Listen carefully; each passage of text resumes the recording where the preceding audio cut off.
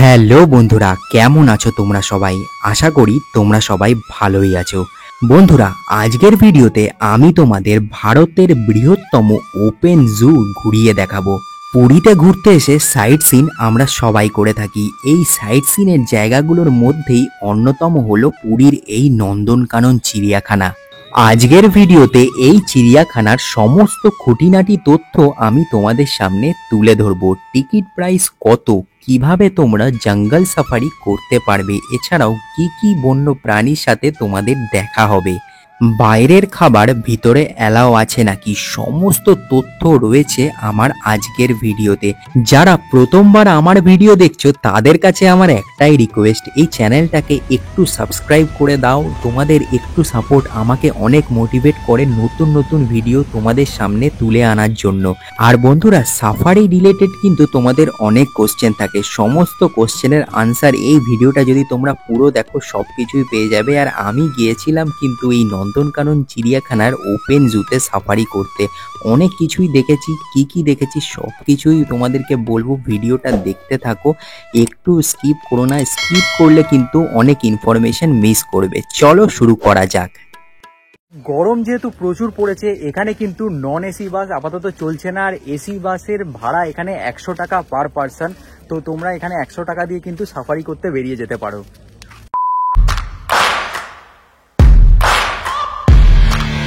So hello everyone, welcome back to another video of Ritiboni vlogs. Guys, video শুরু করছি আজকে নন্দনকানন থেকে। আর চ্যানেলে যদি প্রথম হয়ে থাকো চ্যানেলটাকে সাবস্ক্রাইব করে নিও। প্রথমেই বলছি এই কারণ আজকে অনেক কিছু দেখবো, বাঘ, সিংহ, হাতি, প্লাস আজকে সাফারিও করব। ভিডিওটা কিন্তু দারুণ ইন্টারেস্টিং হবে, তো দেখতে থাকো। আর কোনটার কত কি প্রাইস, টিকিটের দাম কত, সব কিছু বলবো।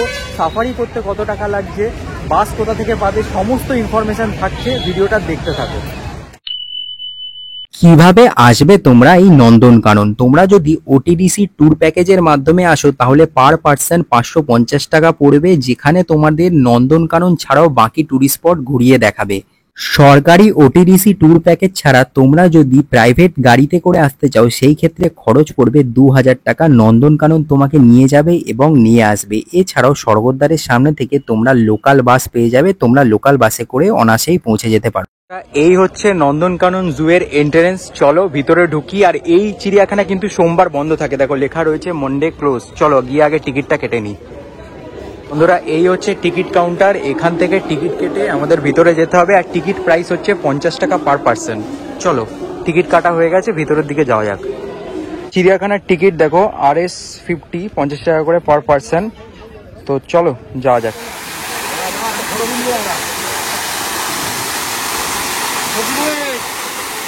এই গাড়িগুলো নিয়ে পুরো চিড়িয়াখানা ঘুরে দেখতে পারো। এগুলো হচ্ছে ব্যাটারি চালিত গাড়ি, এখানেই পাওয়া যায়, কারণ চিড়িয়াখানা অনেক বড়, একা ঘুরতে গেলে অনেক সময় লাগবে। তো এই গাড়িগুলোর টিকিট প্রাইস হচ্ছে 80 টাকা পার পার্সন।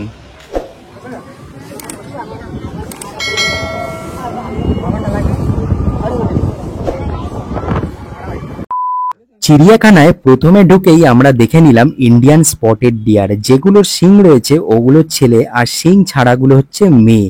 পুরো দলবদ্ধভাবে সবাই একসাথে বসে রয়েছে। এরপর আমরা দেখলাম স্কোয়ারেল মাঙ্কি। নন্দনকানন চিড়িয়াখানায় মাঙ্কির অনেক প্রজাতি কিন্তু তোমরা দেখতে পাবে, সব কটা তুলে ধরা সম্ভব নয়, তাহলে ভিডিও কিন্তু অনেক বড় হয়ে যাবে। এই প্রজাতির মাঙ্কিগুলো খুবই কিউট হয় এবং সাইজে ছোট হয়, ঠিক যেন দেখে মনে হবে লিপস্টিক পরেছে। জলস্থি দেখো জলের ভিতরে রয়েছে, পুরো ডুবে আছে। 3200 কিলো। ওই তো উঠছে উঠছে উঠছে, ওই তো 84 ও 44 টা কত বাবা, 1600 বাইক ফোর্স।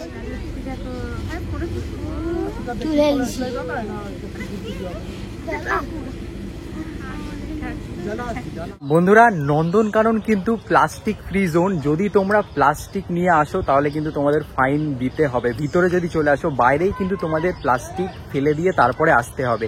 আর জলের ওপরে কিন্তু তোমাদের একটা স্ট্যাম্প মেরে দেবে, দেখো জলের বোতলের ওপরে। তোমরা চাইলে কিন্তু এখানে প্লাস্টিকের বোতল আনতে পারবে, সেই ক্ষেত্রে তোমাদের 50 টাকা জমা রাখতে হবে। আর এই রকম দেখো স্ট্যাম্প, এরকম স্ট্যাম্প ওরা মেরে দেবে। এই স্ট্যাম্প দেখিয়ে ওই 50 টাকা তোমরা কিন্তু রিফান্ড পেয়ে যাবে, কারণ জলের বোতল তো লাগে, জল তো আনতেই হবে। এখানে দেখো আই লাভ নন্দনকানন। বন্ধুরা এই হচ্ছে রেপটাইল পার্ক। চলো রেপটাইল পার্কে কি কি আছে দেখা যাক ভিতরে গিয়ে। দেখো ডাইনোসর রয়েছে, ডাইনোসর বিরাট বড় ডাইনোসরের ছবি। রেপটাইল পার্ক, এখন ভিতরে ঢুকছি আমরা। সরীসৃপ ভ্রমণে প্রথমেই আমরা দেখে নিলাম একটা অজগর সাপ, যেটা খুবই শান্তভাবে শুয়ে রয়েছে। এরপরে দেখলাম শাখামুটি সাপ, যেটাকে ইংলিশে ব্যান্ডেড ক্রেটও বলা হয়। এরপরে আমরা দেখলাম নন্দনকাননের বিরাট সাইজের কিং কোবরা। এত বড় সাইজের কিং কোবরা আমি এর আগে কখনো দেখিনি। আর এই সাপটা কিন্তু সপ্তাহে একদিন খায়। বলা হয় ভারতের সব থেকে বড় ইগুয়ানা নাকি এই নন্দনকানন চিড়িয়াখানাতেই আছে। এরা ডিম খেতে খুব ভালোবাসে আর সময় সময়ে কিন্তু কালার চেঞ্জ করে। এখন যে কচ্ছপটা তোমরা দেখতে পাচ্ছ, এটা হচ্ছে পাহাড়ি কচ্ছপের একটা প্রজাতি। এরা কিন্তু জলে থাকে না, ডাঙাতেই থাকতে পছন্দ করে। চলে যাচ্ছে, এদিকেই আসছে। সল্ট ওয়াটার ক্রোকোডাইল থেকে শুরু করে ক্রোকোডাইলের নানান রকমের প্রজাতি কিন্তু তোমরা এই নন্দনকানন চিড়িয়াখানায় আসলে দেখতে পাবে। একদম ছোট ক্রোকোডাইল থেকে শুরু করে সব থেকে বড় ক্রোকোডাইলও কিন্তু এই চিড়িয়াখানাতে রয়েছে, যা তোমাকে অবাক করবে। এই চিড়িয়াখানায় অন্যতম আরেকটি আকর্ষণ হচ্ছে এই ইয়েলো অ্যানাকোন্ডা, যেটা কিন্তু অ্যামাজনের নদীতে পাওয়া যায়। এই জিনিস কিন্তু সচরাচর দেখা মেলে না। এই নন্দনকানন চিড়িয়াখানা যেহেতু অনেকটা বড়, আমি তোমাদের বলবো তোমরা গাইড নাও। গাইড নিলে হয়তো এক্সট্রা 400 টাকা তোমাদেরকে পে করতে হবে, কিন্তু তোমরা সবকিছু ভালোভাবে ঘুরে নিতে পারবে। Welcome to Nandankanan safaris. চলো সাফারি করা যাক। সাফারি যদি করতে চাও তোমরা এখানে এসে টিকিট কাটতে পারো। টিকিট কাউন্টার হচ্ছে ওইদিকে। চলো সাফারির জন্য টিকিটটা কেটে আসি। জঙ্গল সাফারির বাস দেখতে পাচ্ছ, পুরো খাঁচা দিয়ে ঘেরা। দেখো বাসগুলো দেখলে বুঝতে পারবে যে বাসে সাফারি হয়। পুরো ঘেরা রয়েছে খাঁচা দিয়ে। দেখো সাফারি অর্থাৎ বাঘ সিংহ বাইরে থাকবে আর তুমি থাকবে বাসের ভিতরে। বাইরে দিয়ে পুরো ঘেরা, কোনোভাবেই অ্যাটাক করতে পারবে না কোনো জন্তু জানোয়ার। আর এখানে AC bus non AC bus দুটোই অ্যাভেলেবেল আছে। ওই দিকেরটা হচ্ছে নন এসি বাস আর এইটা হচ্ছে এসি বাস। গরম যেহেতু প্রচুর পড়েছে, এখানে কিন্তু নন এসি বাস আপাতত চলছে না। আর এসি বাসের ভাড়া এখানে 100 টাকা পার পার্সন। তো তোমরা এখানে 100 টাকা দিয়ে কিন্তু সাফারি করতে বেরিয়ে যেতে পারো। এ হচ্ছে আমাদের আজকের সাফারি বাস। চলো বাসে ওঠা যাক আর লেট না করে জঙ্গলে যাওয়া যাক।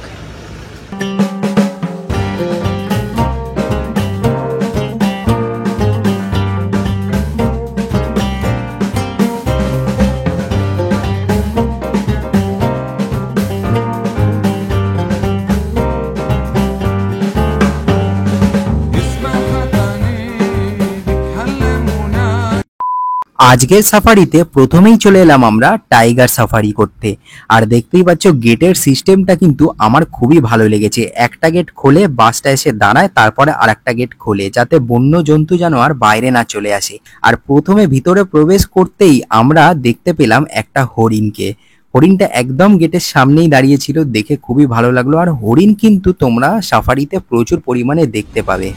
বন্ধুরা এই সাফারি করতে যাওয়া কিন্তু খুবই রোমাঞ্চকর। পাশের জঙ্গলগুলো জাস্ট দেখো, সূর্যের আলো ঠিকমতো প্রবেশ করতে পারবে না, এত ঘন জঙ্গল। জঙ্গলের ভিতরে কিছু দূর প্রবেশ করতেই দেখতে পেলাম একটি ময়ূর পেখম মেলে দাঁড়িয়ে রয়েছে। এই দৃশ্য কিন্তু সচরাচর দেখা মেলে না, খুবই দুর্লভ একটা দৃশ্য। সত্যি এরকম পেখম মেলা ময়ূর দেখে মনটা একদম ভালো হয়ে গেল। এছাড়াও জঙ্গলে চোখ রাখলে প্রায় এরকম গাছে বসে থাকা ময়ূর তোমরা দেখতে পাবে। হরিণ আর ময়ূর কিন্তু এই সাফারিতে প্রচুর পরিমাণে তোমরা দেখতে পাবে। বাঘের জায়গাও রয়েছে এরা, সিংহের জায়গাও এদেরকে তোমরা দেখতে পাবে। টোটাল 4টে জায়গার সাফারি তোমাদেরকে করানো হবে। একটা হচ্ছে লায়ন সাফারি, টাইগার সাফারি, বিয়ার সাফারি আর হরিণের যে জায়গা থাকে, হরিণ যেখানে একদম খোলা পরিবেশে ঘুরে বেড়াচ্ছে প্রচুর হরিণ, সেই জায়গাটায় তোমাদের নিয়ে যাওয়া হবে। নন্দনকানন আসলে কিন্তু অবশ্যই সাফারি করো, কারণ এই এক্সপিরিয়েন্স বা অভিজ্ঞতাটা অন্য কোথাও তোমরা পাবে না। সাফারি কিন্তু পুরোটাই ভাগ্যের ব্যাপার। এখন আমি তোমাদের নিয়ে যেতে চলেছি বিয়ার সাফারিতে। জঙ্গলের দিকে একটু ভালো করে খেয়াল করতে পারলেই তোমরা ভাল্লুক দেখতে পাবে। ঠিক দেখো আমি রেড মার্ক দিয়ে রেখেছি, ওইখানটায় রয়েছে ভাল্লুকটা। এতটা গভীরে রয়েছে যে ক্যামেরায় ঠিকমতো ক্যাপচার করা সম্ভব হয়নি। এবার তোমাদেরকে দেখাবো হার্বিভোর সাফারি, অর্থাৎ যেখানে তোমরা একসাথে অনেক হরিণ দেখতে পাবে। আর হরিণের পুরো একটা দল দেখতে পাবে, যারা জঙ্গলে অবাধ বিচরণ করে, কোনো বাধা নেই, যেখানে খুশি নিজের মনের খেয়ালে ঘুরে বেড়ায়। সত্যি এদেরকে দেখতে খুবই ভালো লাগে। One eternity later. এখানেই কিন্তু শেষ নয়, এখনো দেখার অনেক কিছু বাকি রয়েছে। ভিডিওটা যদি এখনো দেখছো একটু সাবস্ক্রাইব করে নিও চ্যানেলটাকে, তোমার একটা সাবস্ক্রাইব আমাকে অনেক মোটিভেট করে। চলো এবার তোমাদেরকে বাঘ মামার সাথে দেখা করাই। নন্দনকানন কিন্তু বিখ্যাত এই সাদা বাঘ বা হোয়াইট টাইগারের জন্য। এছাড়াও তোমরা কিন্তু ওপেনলি এরকম অনেক বানর দেখতে পাবে বা হনুমান যাই বলো না কেন।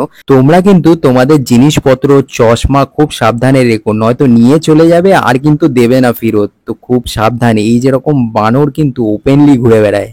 এই নন্দনকাননে কিন্তু সাদা বাঘের পাশাপাশি কালো বাঘও পাওয়া যায়। কালো বাঘ কিন্তু খুবই রেয়ার। এই কালো বাঘের বয়স হচ্ছে 5 বছর।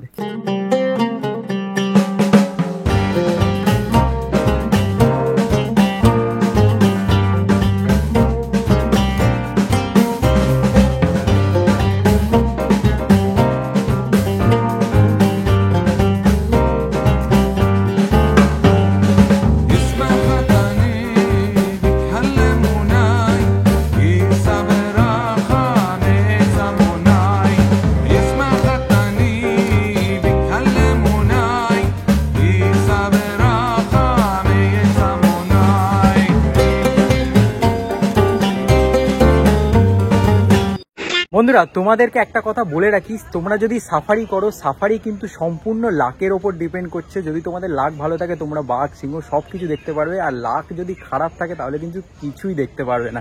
যেরকম আমাদের সাথে হলো, যতটা পেরেছি তোমাদেরকে দেখিয়েছি, যতটা লাক সাহায্য করেছে, বাকিটা পুরোটা কিন্তু লাকের ওপর, আমি কিন্তু বারবার বলে দিচ্ছি।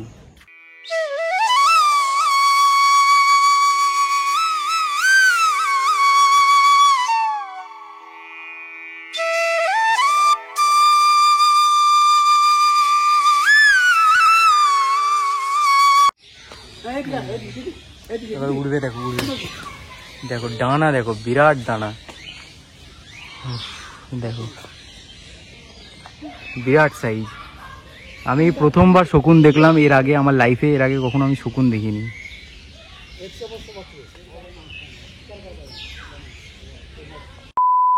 সো বন্ধুরা তোমাদেরকে পুরো নন্দনকানন ঘুরিয়ে দেখালাম। আশা করি ভিডিওটা তোমাদের ভালো লেগেছে। যদি ভিডিওটা ভালো লাগে তো চ্যানেলটাকে লাইক শেয়ার সাবস্ক্রাইব করতে হবে। আর যদি ভিডিও রিলেটেড কোনো কোশ্চেন থাকে অবশ্যই কমেন্ট করো, আমি সব কমেন্টে রিপ্লাই দেবো।